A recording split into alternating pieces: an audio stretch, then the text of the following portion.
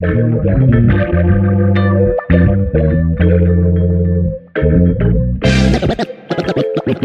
begin. So today we're looking at the story of Naboth's vineyard, and Elijah comes in. Elijah was that guy that we were talking about last week. He was a prophet, sort of almost like a spokesperson for God in the kingdom of Israel when things were not going well with Israel and lots of people had forgotten about their relationship with God. In the story, the king of Israel decides that he wants Naboth's vineyard. And Naboth says, listen, God has entrusted this to me. I can't just give it away to you. But Naboth and his wife kind of scheme together, and in the end, they take the life of Naboth in order to be able to get this field that they want.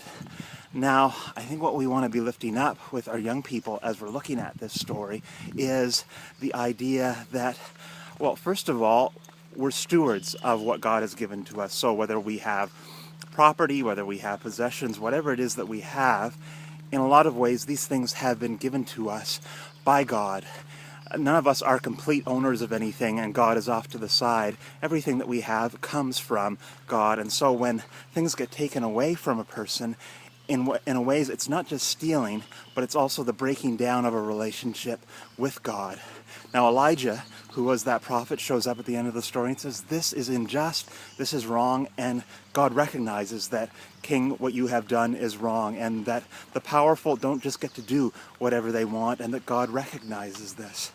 Now, this is probably pretty important for us on this Aboriginal Sunday that we celebrate in the United Church, because we know as part of a United Church that was mostly made up of European immigrants, so much of Aboriginal land was taken away from them. And so we want to be able to acknowledge the wrongs that took place in terms of what we did, in terms of our ancestors, and also in terms of some of the quite awful things that happened in the residential school systems that were run by the United Church. So, this isn't an easy topic to look at as a Sunday school, but I think it is important because we want to be able to say that whenever these relationships are broken down, whenever somebody steals from somebody, whether it's a very small thing or a big piece of land or whatever, it's not just affecting our relationship with the other person, but it's affecting our relationship with God, and we want to maintain that relationship with God, and God wants justice in the world. God wants things to be fair, and God doesn't believe that just because somebody is powerful, they get to do whatever they want.